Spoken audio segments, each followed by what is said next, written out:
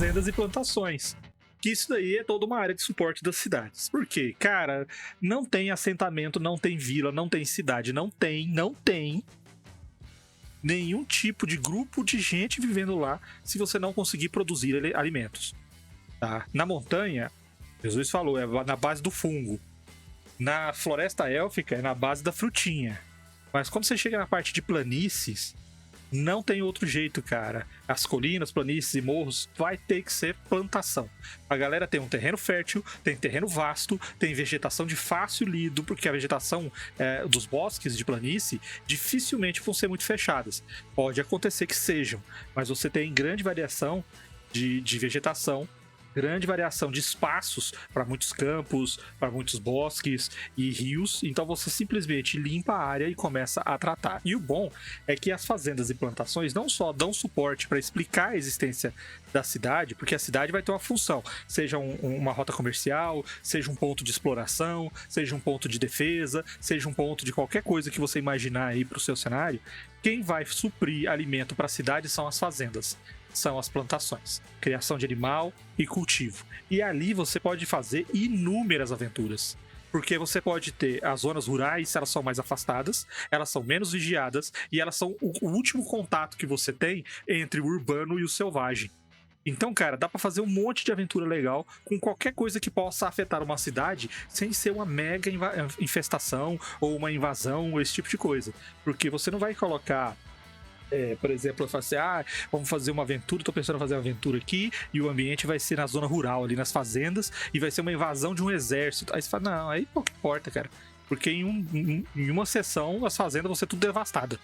Então você não tem como explorar esse ambiente. Agora, se você vai colocar ameaças secundárias, como um grupo de saqueadores goblins, orcs, uma criatura diferente que tá entrando, ela não vê vantagem, ela não se sente segura para invadir a cidade, mas ela se sente segura para invadir as fazendas. Você tem algum tipo de mudança não natural de clima, de vegetação, de animais, tudo isso cabe para você fazer nesse ambiente. Quais são as vantagens das fazendas? Você tem isolamento, diminuição de recursos, você tem vastos locais para exploração e locais de difícil acesso, porque nem tudo na fazenda também é de fácil acesso. A vegetação ela foi tirada da maioria das partes de plantio, de acesso, de função e de criação, e essa vegetação que fica nas partes mais afastadas, ela tende a ser um pouco mais densa, porque ali é o reduto dela. Então você tem essa parte de exploração também de mistérios e tudo mais. E outra, qualquer socorro tá muito longe, você vai ter que se virar do jeito que tá, porque não é qualquer corrida que você chega na cidade no posto de vigia mais próximo. Fazenda Esmeralda que eu diga, né? Fazenda Esmeralda que eu diga, que era 45 minutos a pé até você chegar no 45? Era 45 minutos a pé para você chegar até a cidade para pedir ajuda. Então, é sempre bom. Isolamento, tensão, ambientes diferentes e possibilidade de tratar aí com desconhecido. Fazenda é muito bom. Ela, além de ter esses fatores que você falou aí da pessoal, ela tende a ser um bom local para aventuras iniciais, assim, né? Onde o pessoal tá ajudando os locais, assim, que a gente fala.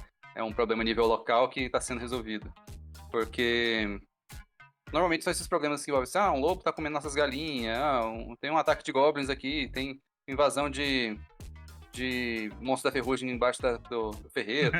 Então, tem uma série desse tipo de problemas menores, por assim dizer, que você pode ajudar a resolver.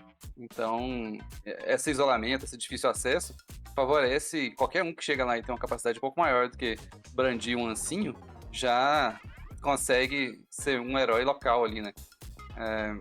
De muito mais fácil, muito mais chance de ter sucesso nesse tipo de aventura. Esse fator do isolamento, eu acho que é muito relevante. Eu acho que ele é um dos grandes motivos para você fazer as coisas em fazenda. Né? A gente tem boas histórias aí de ficção. A Fazenda Esmeralda usa muito disso, mas a gente também tem boas histórias na ficção que falam, que dão um exemplo disso, né? A Cor que Vem do Céu, O veio do espaço, Porco vem do espaço, Porque é vem na do fazenda. espaço. Porco vem do espaço é na fazenda. Uma grande parte das aventuras, das histórias. O Stephen King faz Lovecraft muita usa aventura também, né? urbana, mas o Lovecraft faz muita coisa em área rural. O Justamente porque... Grosbeard também.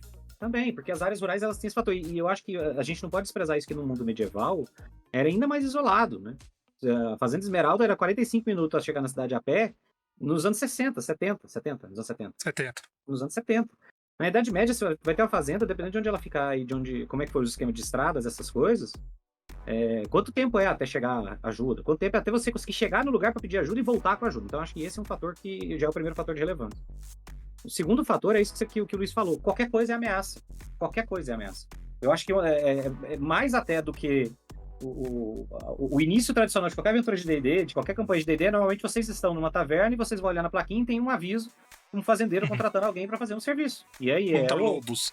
ou é lobo, ou é goblin, ou é bandido, ou é qualquer coisa do tipo, né? Saci. Então eu acho que, exatamente, eu acho que elas têm esse aspecto muito relevante de construção de lore e de simbolismo, de certa maneira também. Eu usei... Tem uma questão também que é bom que o isolamento traz, que são as lendas próprias, né? Uhum. Sim. Tem essa... Micro-regionais. Não, e não é só, eu acho que não é só lenda até, eu acho que é toda uma cultura, né? É toda uma cultura do meio rural, toda uma cultura desses lugares que produz música própria, que produz um folclore próprio, que produz toda uma literatura, não é literatura, mas toda uma cultura oralizada, normalmente, que, cara, faz toda a diferença e que bate muito com o que a gente pega no conteúdo medieval, assim. Acho que o D&D nem tanto, mas quando você pensa que no Warhammer Fantasy, por exemplo, a maior parte do mundo é de gente não alfabetizada, é essa cultura oralizada que passa. E é por isso que você vai ter um universo com tanta fazenda, e as fazendas são relevantes, e as pessoas... E, em última instância, gente, eu acho que a gente não pode esquecer isso, talvez no mundo moderno. Mas no mundo medieval isso também fazia muita diferença. Fazenda dá dinheiro. É mais difícil você ter gente, grandes produtores latifundiários na Idade Média e tal, mas ali você tinha, na verdade, um senhor feudal, ou o dono das terras, que tinha um monte de mini fazendas, na verdade, que eram no terreno dele trabalhando para ele. Esse cara tinha muito dinheiro. O poder do controle da terra era um poder político e econômico muito grande. E você pode levar isso em conta também. Se você protege uma fazenda e a fazenda é do terreno do nobre, pode ser que o nobre se interesse por você. Pode ser um caminho que você tem para ir lá falar com o nobre que jamais te receberia no castelo dele se você não tivesse ajudado a proteger a principal fazenda produtora de tabaco dele. O Corvo tá falando que tá mandando um beijo pra nós e dizer que adora o urso coruja. Ok. Quem não gosta do urso coruja? Quem não gosta. E outra coisa que aí... Pode falar, Marcelo, desculpa. Não, era uma piadinha pra variar. Eu já ia voltar pro tema, que é o seguinte. Normalmente, quando a galera narra sobre cidades, ela geralmente pega aquele aspecto transitório da cidade. A cidade tem gente de fora, a cidade tem muito comércio, a cidade recebe pessoas, então tem gente variada ali, tem mercado, artistas, tem um monte de coisa acontecendo, e normalmente, por questão mesmo de dinâmica de jogo, o pessoal esquece de falar da galera que mora na cidade. Só que quando você vai para as fazendas, normalmente você trata ali com os moradores do local. Você não tem a galera de fora. E geralmente esse pessoal, eles não têm contato com a infraestrutura da cidade. Eles têm sempre que meio que criar a própria rede de amizades entre as fazendas, entre os trabalhadores rurais. Normalmente são famílias, né? Que são famílias, então você tem várias famílias ali que são interligadas por interesse. Interesse de quê? De segurança e de infraestrutura, né? De fomento. E normalmente eles não são donos da terra, eles são arrendatários ou trabalhadores vassalos de um suzerano. Então eles geralmente estão ligados a alguém que realmente lhes fornece a terra para trabalhar.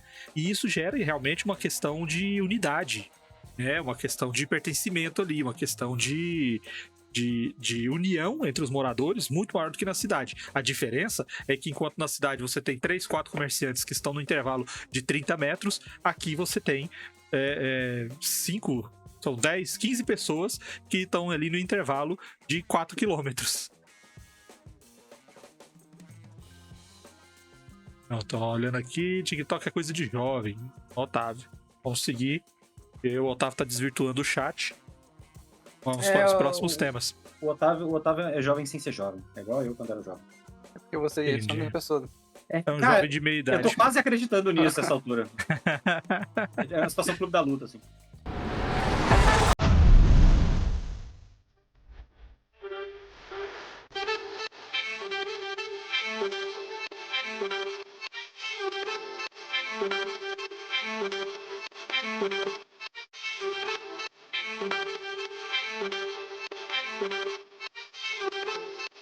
Valeu!